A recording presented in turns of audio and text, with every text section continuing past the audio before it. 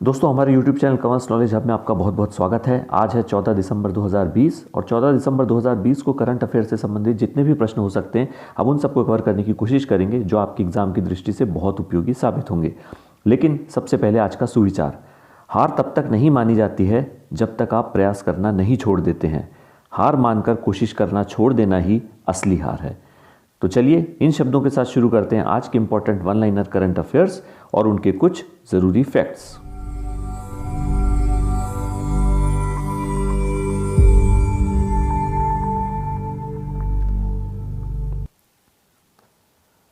Question number 1, हाल ही में launch हुई पुस्तक रोमांसिंग टारगेट्स के लेखक कौन है?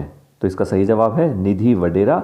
जी हाँ, इन्होंने पुस्तक लिखी है रोमांसिंग टारगेट्स और ये भारत की पहली महिला लेखक हैं जिन्होंने सेल्स के ऊपर किताब लिखी है। और आप जानते ही हैं सेल्स मतलब बिक्री के ऊपर, बिजनेस से रिलेटेड ये बुक है। तो अब हम आगे बढ़ते हैं अपने नेक्स्ट क्वेश्चन की तरफ। क्वेश्चन नंबर 2, कमला देवी चट्टोपाध्याय बुक प्राइज़ 2020 किसे दिया गया है? तो इसका सही जवाब है अमित आहूजा और जयराम रमेश।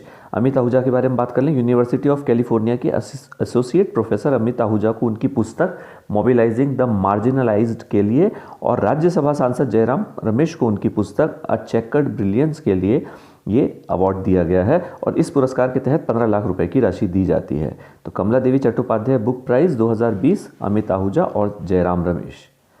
आगे बढ़ते हैं नेक्स्ट क्वेश्चन, क्वेश्चन नंबर 3 की तरफ। हाल में भारत सरकार ने सड़क संरचना क्षेत्र में प्रौद्योगिकी सहयोग के लिए किस देश के साथ समझौता किया है? तो इसका सही जवाब है ऑस्ट्रिया। जी हाँ, भारत सरकार के सड़क परिवहन और राजमार्ग मंत्रालय MORTH ने यह समझौता किया है। MORTH की फुल फॉर्म बात कर लें हम, the ministry of road transport and highways. ठीक है, अब ऑस्ट्रिया की बात करते हैं। ऑस्ट्रिया का सबसे पहले आप मैप देखिए। जी हाँ, ये ऑस्ट्रिया का मैप है और ऑस्ट्रिया मध्य यूरोप का एक देश है और इसकी राजधानी है वियना और यहाँ के राष्ट्रपति हैं अलेक्जेंडर वान डेर बेलन और यहाँ की मुद्रा है यूरो। तो ये सब चीज़ें आपको ध्यान में रखनी है। चलिए आगे बढ़ते हैं क्वेश्चन नंबर 4 की तरफ। गूगल इंडिया के अनुसार इस वर्ष गूगल पर सबसे अधिक खोजे गए व्यक्ति कौन है? तो इसका सही जवाब है जो बाइडेन। जी हाँ, जो बाइडेन जो कि अमेरिका के नवनिर्वाचित राष्ट्रपति है और गूगल इंडिया ने हाल ही में अपना वार्षिक ईयर इन सर्च परिणाम जारी किया और इसके तहत उन्होंने पाया कि अमेरिकी नवनिर्वाचित राष्ट्रपति जो बाइडेन गूगल पर सबसे अधिक खोजे गए। चलिए आगे बढ़ते हैं क्वेश्चन नंबर 5 की तरफ। BSNL ने किस नाम से दुनिया का पहला सैटेलाइट आधारित नैरो बैंड नेटवर्क लॉन्च किया? तो इसका सही जवाब है NB-IoT। इसकी फुल फॉर्म है narrow band internet of things. तो चलिए दोस्तों, अब इसके बारे में हम थोड़ा सा जान लेते हैं। BSNL ने सैटेलाइट आधारित narrow band internet of things को लॉन्च करने के लिए global machine connectivity solution company Skylotech India के साथ साझेदारी की है और इसको शॉर्ट में स्काईलो भी कहते हैं। और ये दुनिया का पहला उपग्रह आधारित NB-IoT नेटवर्क है और ये भारत में किसानों, मछुआरों, खनन, निर्माण और लॉजिस्टिक एंटरप्राइजेस की मदद करने वाले डिजिटल इंडिया मिशन के लक्ष्यों को प्राप्त करने में भी मदद करेगा। और भारतीय समुद्रों सहित पैन इंडिया कवरेज प्रदान करने के लिए BSNL के उपग्रह आधारभूत संरचना से इसे जोड़ा जाएगा। अब भारतीय समुद्रों सहित पैन इंडिया कवरेज, अब हम पैन इंडिया कवरेज की बात कर लें। आजकल आप बहुत सुन रहे होंगे इसके बारे में भी, pan India coverage, pan India coverage. तो ये होता क्या है? पैन इंडिया, अगर इसकी पैन की फुल फॉर्म बात करें तो ये होती है प्रेजेंस अक्रॉस नेशन और इस प्रकार पैन इंडिया का अर्थ होगा संपूर्ण भारत में। इसका मतलब जहाँ पे भी पैन इंडिया वर्ड का यूज़ होता है उसका मतलब है संपूर्ण भारत में। तो संपूर्ण भारत में इस जो BSNL की पहला जो उपग्रह आधारित है NB-IoT नेटवर्क, उसको संपूर्ण भारत में लागू किया जाएगा। और अब BSNL की हम बात कर लें तो BSNL यानी भारत संचार निगम लिमिटेड, उसके वर्तमान अध्यक्ष हैं प्रवीण कुमार पुरवार और इसका मुख्यालय है नई दिल्ली में। ठीक है, आगे बढ़ते हैं क्वेश्चन नंबर 6 की तरफ। पुरुषों के हॉकी विश्व कप 2023 की मेजबानी कौन सा देश करेगा? तो इसका सही जवाब है जी हाँ, भारत। और भारत 2023 पुरुषों के वर्ल्ड कप हॉकी की मेजबानी करने वाला है और भारत में ये उड़ीसा में आयोजित किया जाएगा। हॉकी विश्व कप का ये 15वां संस्करण भुवनेश्वर और राउरकेला में आयोजित होगा। अब जरा हम FIH की बात कर ले तो FIH की फुल फॉर्म है फेडरेशन ऑफ इंटरनेशनल हॉकी, या हिंदी में कहें तो अंतर्राष्ट्रीय हॉकी महासंघ। तो अंतर्राष्ट्रीय हॉकी महासंघ की स्थापना कब हुई है दोस्तों? 1924 में। और कहाँ पर हुई है? पेरिस, फ्रांस में। और लेकिन हमें ध्यान रखना है इसका मुख्यालय, जो कि मुख्यालय है स्विट्जरलैंड के लॉजेन में। और अध्यक्ष हैं नरेंद्र बत्रा और CEO हैं थियरी वेल। तो ये सब चीज़ें आपको ध्यान में रखनी है। अब आगे बढ़ते हैं क्वेश्चन नंबर 7 की तरफ। पेशेवर यूरोपीय फुटबॉल लीग मैच में स्कोर करने वाली पहली भारतीय महिला कौन बनी? तो जी हाँ, ये भी न्यूज़ में आया हुआ है। इनका नाम है बाला देवी, जो कि भारतीय महिला फुटबॉलर है और वो भारतीय राष्ट्रीय टीम की कप्तान थी। तो उन्होंने अभी हाल ही में पेशेवर यूरोपियन फुटबॉल लीग में जो मैच खेला उसमें उन्होंने स्कोर किया, एक गोल मारा और इसके तहत वो पहली भारतीय महिला बन गई। चलिए आगे बढ़ते हैं क्वेश्चन नंबर 8 की तरफ। किस देश के प्रधानमंत्री लुडोविक ऑर्बन ने अपने पद से इस्तीफा दे दिया? तो इसका सही जवाब है रोमानिया। जी हाँ, रोमानिया के प्रधानमंत्री लुडोविक ऑर्बन ने अपने पद से इस्तीफा दे दिया क्योंकि चुनाव में सोशल डेमोक्रेट्स पार्टी यानी पीएसडी, जी हाँ, सोशल डेमोक्रेट्स पार्टी को वहाँ पर पीएसडी ही कहा जाता है, पीएसडी से मिली हार के बाद उन्होंने अपने पद से त्यागपत्र दे दिया। अब रोमानिया की थोड़ी सी बात कर लें हम। रोमानिया को आप चलिए मैप में दिखाते हैं आपको। देखिए ये रोमानिया का मैप है। जी हाँ, अब आप देखिए रोमानिया की राजधानी क्या है? बुखारेस्ट। और रोमानिया के राष्ट्रपति क्लाउस आयोहनीस। रोमानिया की मुद्रा है रोमानियन ल्यू। और रोमानिया के बारे में बात ये है कि ये एक यूरोपियन देश है। ठीक है दोस्तों, ये सब चीज़ें आपको ध्यान में रखनी है। अब आगे बढ़ते हैं अपने क्वेश्चन नंबर 9 की तरफ। ईरान ने किस देश के साथ पहले रेलवे लिंक का उद्घाटन किया? तो इसका सही जवाब है अफगानिस्तान। ईरान अफगानिस्तान ने अपने पहले रेलवे लिंक का उद्घाटन किया है। Question number 10। विश्व कार्बन डाइऑक्साइड उत्सर्जन में वर्ष 2020 में कितनी कमी दर्ज की गई? जी हाँ, 2020 में वर्ल्ड में जो कार्बन डाइऑक्साइड उत्सर्जन होता है उसमें कितनी कमी दर्ज की गई? तो वो है 7%, 7%। अब कोरोना वायरस के कारण लगाए गए लॉकडाउन की वजह से इस साल कार्बन डाइऑक्साइड के वैश्विक उत्सर्जन में 7% तक की कमी आई है, जो अब तक की सबसे ज़्यादा है। और ये अर्थ सिस्टम साइंस डेटा नामक एक जर्नल है, उसमें प्रकाशित हुआ है ये स्टडी। तो ये आपको ध्यान में रखना है। चलिए आगे बढ़ते हैं क्वेश्चन नंबर 11 की तरफ। अंतर्राष्ट्रीय सार्वभौमिक स्वास्थ्य कवरेज दिवस कब मनाया गया? तो इसका सही जवाब है 12 दिसंबर को और इसकी थीम है health for all, protect everyone. और इस दिवस के द्वारा उन लाखों लोगों के लिए आवाज़ उठाई जाती है जिनके पास अभी तक स्वास्थ्य सुरक्षा कवरेज नहीं है। और सार्वभौमिक स्वास्थ्य कवरेज जो है ये संयुक्त राष्ट्र के सतत विकास लक्ष्यों में भी शामिल है। संयुक्त राष्ट्र ने 12 दिसंबर 2017 को प्रस्ताव द्वारा अंतर्राष्ट्रीय सार्वभौमिक स्वास्थ्य कवरेज दिवस की स्थापना की थी। अब हम बात कर लें कि भारत के परिप्रेक्ष्य में इसकी बात, तो भारत सरकार ने सार्वजनिक स्वास्थ्य सुरक्षा प्रदान करने के लिए आयुष्मान भारत योजना शुरू की है। और प्रधानमंत्री जन आरोग्य योजना या आयुष्मान योजना एक सरकारी स्वास्थ्य योजना है। इसके तहत एक परिवार को प्रतिवर्ष 5 लाख रुपए का स्वास्थ्य बीमा कवर प्रदान किया जाएगा और किया जा रहा है। तो हमारे पास ये योजना पहले से ही चल रही है, जिसके लिए अंतर्राष्ट्रीय सार्वभौमिक स्वास्थ्य कवरेज दिवस मनाया जा रहा है, जिसे इंग्लिश में कहते हैं यूनिवर्सल हेल्थ कवरेज डे। चलिए आगे बढ़ते हैं क्वेश्चन नंबर 12। किस राज्य ने हाथियों में एंथ्रेक्स के मामले दर्ज करने के बाद एक नया टीकाकरण अभियान शुरू किया? जी हाँ, एंथ्रेक्स। और ये है असम राज्य, जहाँ पर हाथियों में एंथ्रेक्स नामक जेनेटिक बीमारी पाई गई है। तो इसके बारे में बात कर लेते हैं। देहिंग पटकाई वन्य जीव अभ्यारण्य के जयपुर रेंज में 2 हाथी मृत पाए गए और वहाँ पर चेक किया गया तो पता चला कि ये हाथी जेनेटिक बीमारी एंथ्रेक्स के लिए पॉजिटिव थे। तो वन विभाग द्वारा वहाँ पर 5 किलोमीटर के दायरे में सभी पशुओं और मवेशियों को टीका लगाया जाएगा, इस चीज़ का फैसला किया गया। इसलिए एक नया टीकाकरण अभियान शुरू किया गया है। कहाँ? असम में। और वहाँ क्यों किया गया? क्योंकि असम में हाथियों में एंथ्रेक्स के मामले दर्ज किए गए। चलिए आगे बढ़ते हैं क्वेश्चन नंबर 13 की तरफ। मशहूर लेखक अमीश ने अपनी किस किताब का विमोचन किया? तो इसका सही जवाब है दोस्तों धर्म, decoding the epics for a meaningful life. जी हाँ, इस पुस्तक में उनकी सह लेखक उनकी बहन भावना राय है और इससे पहले 2017 में उनकी पुस्तक इमॉर्टल इंडिया लॉन्च हुई थी।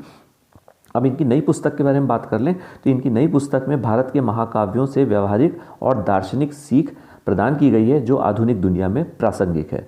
तो आपको ध्यान में रखना है मशहूर लेखक अमीश और उनकी book Dharma, decoding the epics for a meaningful life. अब हम आगे बढ़ते हैं क्वेश्चन नंबर 14 की तरफ। भारत के किस राज्य ने मेडिकल विद्यार्थियों को 10 वर्ष तक सरकारी अस्पतालों में काम न करने पर 1 करोड़ का जुर्माना लगाने का आदेश दिया? तो इसका सही जवाब है दोस्तों उत्तर प्रदेश। जी हाँ, योगी आदित्यनाथ सरकार ने राज्य के सभी पोस्ट ग्रेजुएट मेडिकल छात्रों के लिए अपनी पढ़ाई पूरी होने के बाद सरकारी क्षेत्र में कम से कम 10 साल सेवाएं देना जरूरी कर दिया है।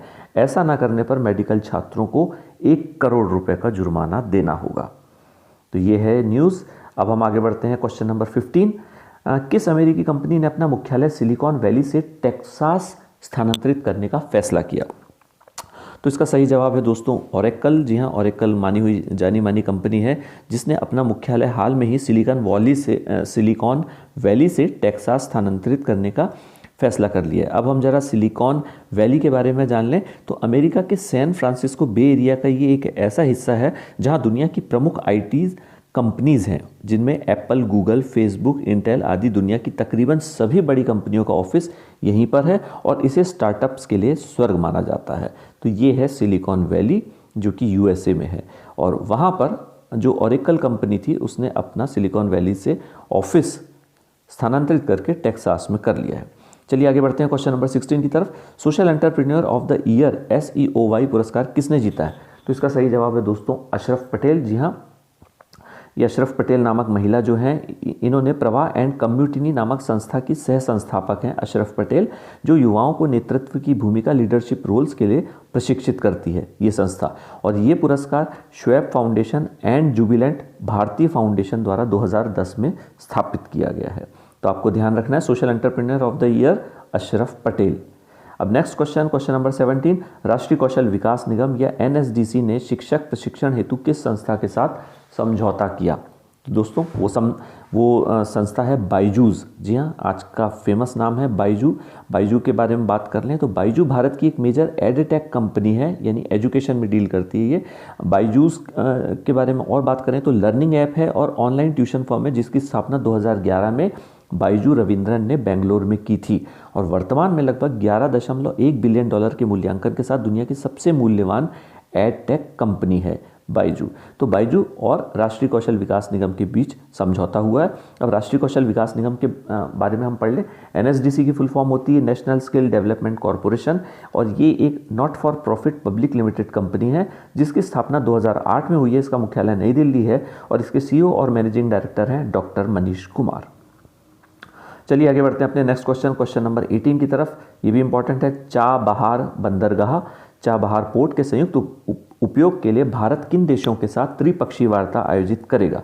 तो जी हाँ दोस्तों, उन दो देशों का नाम है ईरान और अफगानिस्तान। ईरान, अफगानिस्तान और भारत ये तीनों त्रिपक्षीय वार्ता आयोजित करने वाले हैं पहली बार, और पहली बार इनके बीच जो त्रिपक्षीय वार्ता है वो 14 दिसंबर 2020 को आयोजित होने जा रही है। और इस बंदरगाह का विकास तीनों देशों के बीच व्यापार संबंधों को बढ़ावा देने के लिए किया जा रहा है। इस बंदरगाह के बारे में हम थोड़ी सी बात कर लें तो ये बंदरगाह सिस्तान बलूचिस्तान, ईरान में सिस्तान बलूचिस्तान नामक प्रांत में स्थित है और ये ईरान के एकमात्र समुद्री बंदरगाह के रूप में कार्य करता है। और इसमें दो अलग अलग बंदरगाह शामिल हैं, यानी ये जो चाबहार बंदरगाह है इसमें दो अलग अलग बंदरगाह शामिल हैं जिनका नाम शहीद कलंतरी और शहीद बहश्ती है।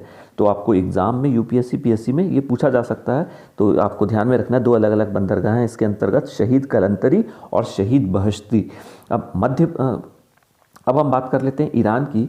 तो ये मध्य पूर्व का देश है और ईरान की राजधानी क्या है? तेहरान। ईरान की मुद्रा है ईरानी रियाल और ईरान के राष्ट्रपति हैं हसन रूहानी। और अब हम उज्बेकिस्तान की बात कर लें। उज्बेकिस्तान मध्य एशिया का देश है और उज्बेकिस्तान की राजधानी है ताशकंद। मुद्रा है उज्बेकिस्तान सोम और उज्बेकिस्तान के राष्ट्रपति हैं शावकत मिर्जियोयेव। अब जब उज्बेकिस्तान की राजधानी की बात चलिए ताशकंद, तो आपके दिमाग में झट से आना चाहिए कि ताशकंद समझौता, जो कि बहुत फेमस है, जो हमारे हिस्ट्री में हमारे देश के स्वतंत्रता के बाद जिसका काफ़ी जिक्र होता है वो है ताशकंद समझौता। तो ताशकंद समझौता के बारे में हम थोड़ा सा ब्रीफ में पढ़ लेते हैं कि भारत और पाकिस्तान के बीच 10 जनवरी 1966 को ये ताशकंद समझौता एक शांति समझौता था और इस समझौते के अनुसार यह तय हुआ कि भारत और पाकिस्तान अपनी शक्ति का प्रयोग नहीं करेंगे और अपने झगड़ों को शांतिपूर्ण ढंग से तय करेंगे। तो ये है ताशकंद समझौता। आगे बढ़ते हैं क्वेश्चन नंबर 19 की तरफ। हाल ही में जारी एक रिपोर्ट के अनुसार हिंदी विश्व में सबसे अधिक बोली जाने वाली कौन से क्रम की भाषा बन गई है? तो दोस्तों इसका सही जवाब है तीसरे क्रम की भाषा। जी हाँ, तीसरी सबसे अधिक बोली जाने वाली भाषा बन गई है हिंदी। और हाल ही में एथनोलॉग द्वारा जारी रिपोर्ट के अनुसार हिंदी विश्व में तीसरे सबसे अधिक बोली जाने वाली भाषा बन गई है। वर्तमान में करीब 637 मिलियन लोग हिंदी भाषा का उपयोग करते हैं और इसके बाद सेकेंड रैंक पे अगर हम बात करें तो वो है चीनी भाषा मैंडरिन और इसे करीब 1120 मिलियन लोग बोलते हैं। और अगर दुनिया की सबसे ज़्यादा बोली जाने वाली भाषा है तो वो है अंग्रेज़ी, जो कि 1268 मिलियन के साथ टॉप पर है। अब जब हिंदी की बात हुई है तो राष्ट्रीय हिंदी दिवस के बारे में भी आप जान लीजिए कि राष्ट्रीय हिंदी दिवस प्रत्येक वर्ष 14 सितंबर को मनाया जाता है और 14 सितंबर 1949 को संविधान सभा ने हिंदी अनुच्छेद 343 के तहत भारत की आधिकारिक भाषा चुना था। अब हिंदी भाषा को देवनागरी लिपि में लिखा जाता है, ये भी आपको ध्यान में रखना है। और संविधान की अगर बात कर लें तो संविधान में कुल 22 अनुसूचित भाषाएं हैं। चलिए आगे बढ़ते हैं क्वेश्चन नंबर 20 की तरफ।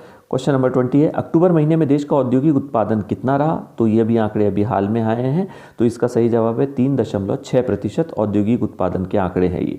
अब औद्योगिक उत्पादन सूचकांक या IIP index of industrial production क्या है?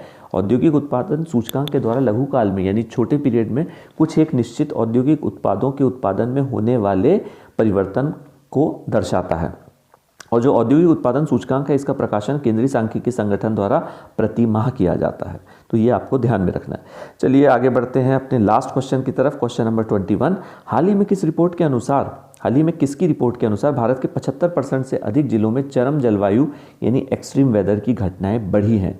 तो ये है counselling on energy environment and water, जिसे CEEW कहा जाता है। और ये report preparing India for extreme climate events के नाम से प्रकाशित की गई है। इन चरम जलवायु घटनाओं में चरम जलवायु घटनाएं कौन सी हैं? चक्रवात, बाढ़, सूखा, हीट वेव और कोल्ड वेव शामिल है। अब हम इसके बारे में और समझ लें थोड़ा सा। भारत ने 1970 से 2005 के बीच 35 वर्षों में लगभग 250 चरम जलवायु घटनाओं को देखा, जबकि पिछले 15 वर्षों की बात करें तो पिछले 15 वर्षों में 310 चरम मौसम की घटनाओं को रिकॉर्ड किया गया। तो ये है CEEW, जिसकी फुल फॉर्म है council on energy environment and water. और इसके बारे में भी जान लेते हैं। CEEW पॉलिसी रिसर्च इंस्टीट्यूशन है जो कि water resources, renewable energy, sustainability finance, integrated energy और एनवायरनमेंट एंड वाटर प्लान्स आदि पर रिसर्च करता है। इसकी स्थापना की बात कर लें, CEEW की स्थापना हुई है 2010 में और इसका मुख्यालय है नई दिल्ली में। इसके चेयरमैन हैं जमशेद गोदरेज और CEO हैं अरुणब घोष। CEO हैं अरुणब घोष।